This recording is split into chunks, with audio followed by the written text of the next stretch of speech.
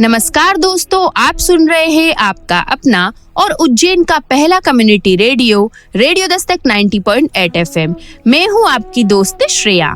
आप सुन रहे हैं मन की कलम से में उज्जैन के सुप्रसिद्ध रचनाकारों की रचनाएं, उन्हीं की जुबानी।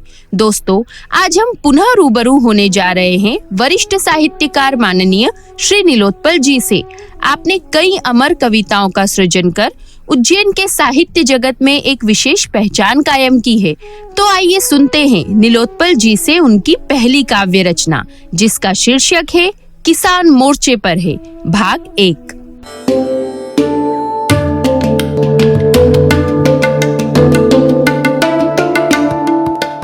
रेडियो दस्तक के श्रोताओं का पुनः स्वागत। मेरी अगली कविता है किसान मोर्चे पर है। पिछले दिनों हम सब ने देखा, किसान आंदोलन के दरमियान कई किसान अपनी मांगों को लेकर दिल्ली की सरहद पर मौजूद थे। उसका क्या हल हुआ ये तो भविष्य बताएगा, लेकिन उनकी वो आवाज़, उनकी वो बेचैनी, उनकी वो पीड़ा इस कविता के माध्यम से आप सब के सामने। किसान मोर्चे पर है।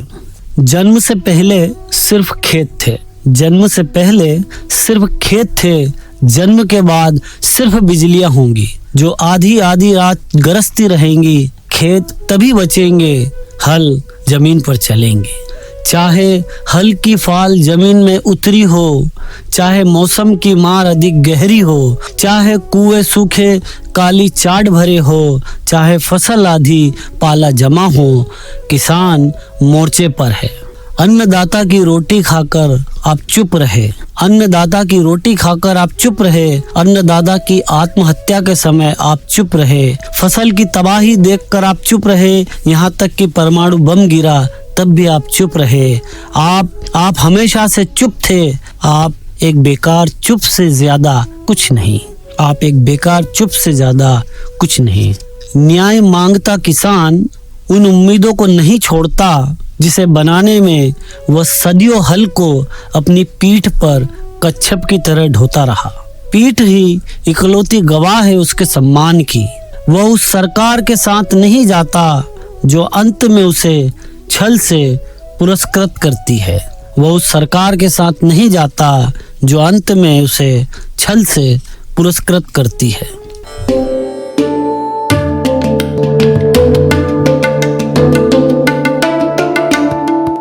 आप सुन रहे हैं आपका अपना और उज्जैन का पहला कम्युनिटी रेडियो दस्तक 90.8 FM। किसान मोर्चे पर है। दोस्तों, नीलोत्पल जी की ये रचना सरकार के कानों पर जाकर दस्तक देती है और आवाज उठाती है उन बेबस बेसहारा किसानों की तरफ से, जिनकी आवाज शायद कहीं दब कर रह जाती है और वो न्याय की आस में रहते हैं। किसानों के अंतर्मन का वर्णन करती इस काव्य रचना के बाद आइए सुनते हैं इस कविता का अगला भाग, किसान मोर्चे पर है, भाग 2।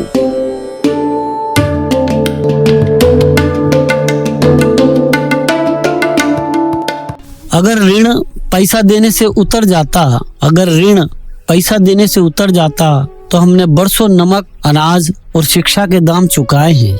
देश के लिए अनेकों टैक्स भरे।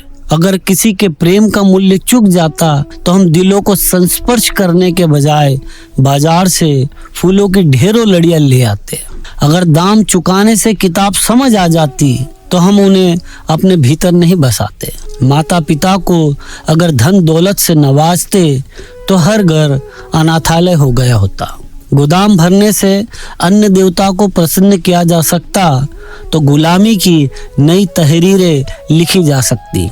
सचमुच मिट्टी से उरीण होना असंभव है, सचमुच मिट्टी से उरीण होना असंभव है।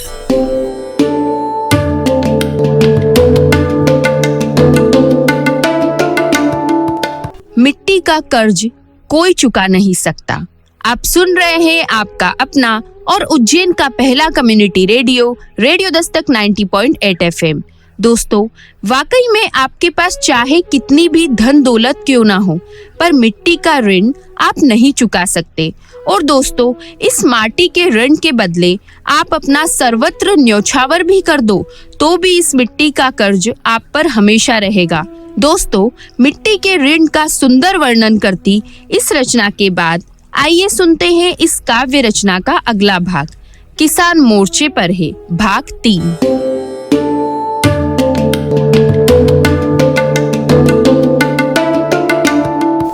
जीवन में रोटी खाना उस वक्त अपराध लगता है जब उसे बनाने और उपजाने वाले हाथों में छाला उभर आए। जीवन में रोटी खाना उस वक्त अपराध लगता है जब उसे बनाने और उपजाने वाले हाथों में छाला उभर आए। रोटी का कौर मुंह में जाने से पहले हाथ थरथराए।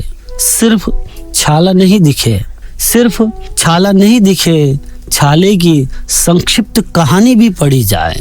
छाले की संक्षिप्त कहानी भी पढ़ी जाए।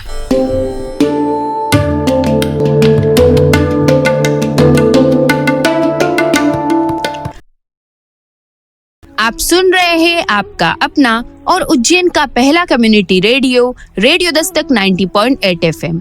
दोस्तों, हम सब के लिए गेहूं की क्या कीमत है, क्या महत्व है, ये हम सभी जानते हैं।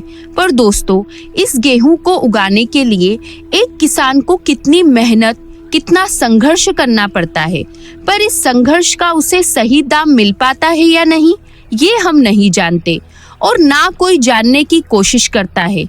किसान के संघर्ष का महत्व बताती इस रचना के बाद आइए सुनते हैं इस काव्य रचना का अगला भाग, किसान मोर्चे पर है, भाग 4।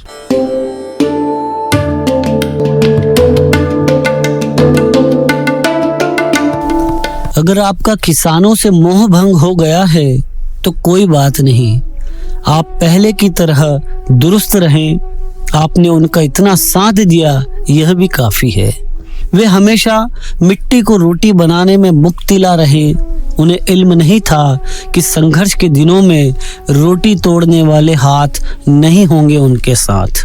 नदियों के उफान में अब वे अकेले ही तैरते रहेंगे। बेशक वे बिना इल्हाम के जिएंगे, मगर कभी कभार खबर पड़ते रहिएगा उनकी मजबूरी और आत्महत्या की। खुश रहिए, अब बुरे स्वप्न आपको कभी नहीं आएंगे। खुश रहिए।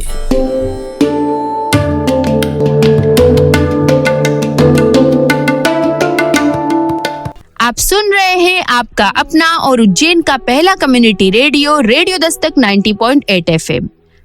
वादा, ये वो शब्द है जो जब भी हम किसी से करते हैं तो निभाना भी जरूरी होता है। दोस्तों, किसानों से भी कुछ वादे किए जाते हैं और कहा जाता है कि हर घड़ी हम आपके साथ रहेंगे। पर दोस्तों, हर घड़ी में साथ निभाने की बातें करने वाले आज पलट गए हैं और किसान आज अकेला ही संघर्ष कर रहा है, मर रहा है और किसी को कोई परवाह नहीं है। सब बेफिक्र है, सुकून की नींद सो रहे हैं। किसान की बेबसी बयान करती इस रचना के बाद आइए सुनते हैं इस काव्य रचना का अगला भाग, किसान मोर्चे पर है, भाग 5।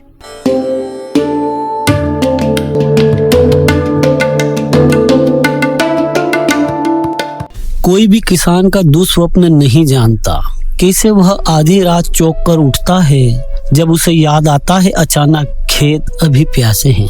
कैसे वह आधी रात चौंक कर उठता है जब उसे याद आता है अचानक कि खेत अभी प्यासे हैं। आधी रात आधे संसार के साथ सोई रहती है। आधी रात जीवन का सबसे लंबा पहर होता है। आधी रात राजा की नींद जैसी होती है जब उसके चारों तरफ गहरा सन्नाटा पसरा होता है। इस आधी रात में ठंड अधिक है, कोयले बहुत कम। इस आधी रात में महाजन का खर्राटा जोर से गूंजता है। इस आधी रात में महाजन का खर्राटा जोर से गूंजता है। खेत अभी प्यासे हैं। आधी रात किसान कपकपाता है।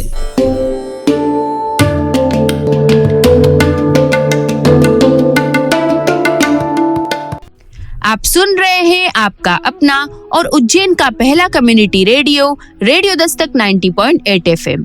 दोस्तों, किसान ही है जो रात में भी चैन से सो नहीं पाता, क्योंकि उसे फिक्र रहती है उसकी अपनी फसल की। इसलिए वो आधी रात में भी उसे देखने जाता है कि उसके खेत में फसलें सलामत तो है। कहीं उसकी फसल को कुछ जरूरत तो नहीं। पर किसान की जरूरतों का क्या? दोस्तों, किसान की जरूरतों को, उसकी तकलीफों को कोई नहीं देखता। वो हम सबकी भोजन व्यवस्था को बेहतर बनाने के लिए अपने रातों की नींद तक त्याग कर देता है। वो हमारे जीवन के बारे में सोचता है, जबकि उसका जीवन अस्त व्यस्त हो जाता है और कोई इस बात की परवाह भी नहीं करता। दोस्तों, इस रचना के बाद आइए सुनते हैं इस काव्य रचना का अगला भाग, किसान मोर्चे पर है, भाग 6।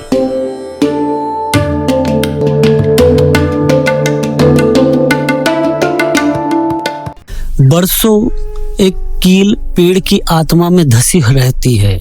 बरसों एक कील पेड़ की आत्मा में धसी होती है, लेकिन वह हमेशा मुस्कुराता है। उसे पता है उसकी पीड़ा एक दिन कील गाड़ने वाले हाथों की हथेलियों में उग आएंगी। एक कील ईसा की हथेलियों में धसी है सदियों से। एक कील ईसा की हथेलियों में धसी है सदियों से, लेकिन वह सिर्फ क्षमा को याद रखता है। कांठ की मेख से बंधा पशु उसके चारों ओर घूमता है, बीच बीच में मुक्त होने की बात सोचता है। अंत में जब थक कर बैठ जाता है तो वो मेख गाड़ने वाले को याद कर रो देता है। इन दिनों सैकड़ों कीले दिल्ली की सरहदों में उग आई हैं।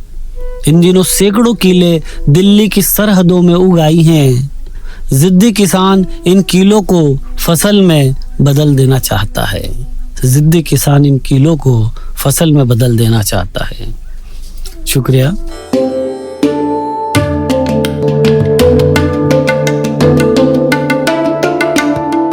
आप सुन रहे हैं आपका अपना और उज्जैन का पहला community radio Dastak 90.8 FM। Nilotpal जी, आपने बिल्कुल सच कहा। एक किसान सिर्फ किसानी करना जानता है। वो सिर्फ एक बात जानता है कि खेती करना मेरा कर्म भी है और धर्म भी। और दोस्तों, किसान के जीवन का मूल मंत्र भी यही होता है। वो कभी अपनी मेहनत से अधिक नहीं मांगता।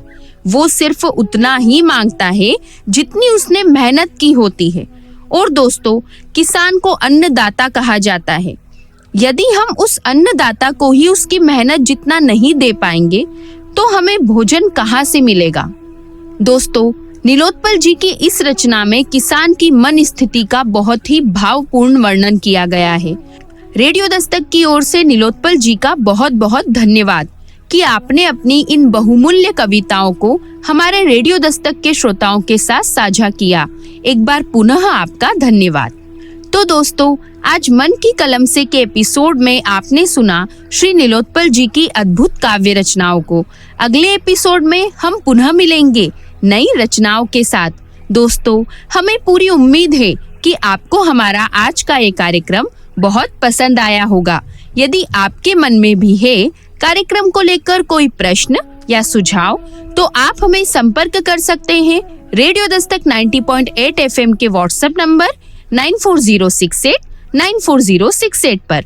और दोस्तों, आप हमसे जुड़ सकते हैं हमारे social media account Facebook, Twitter, YouTube, Instagram और शेयरचैट पर भी, जहां पर आपको हमारी अन्य गतिविधियों की जानकारी भी मिलती रहेगी। तो दोस्तों, अगले एपिसोड में हम पुनः मिलेंगे कई नई रचनाओं के साथ। तब तक के लिए दीजिए अपनी दोस्त श्रेया को जाने की इजाजत। पर आप कहीं मत जाइए, सुनते रहिए आपका अपना रेडियो दस्तक 90.8 FM। सुनेगा उज्जैन, बढ़ेगा उज्जैन।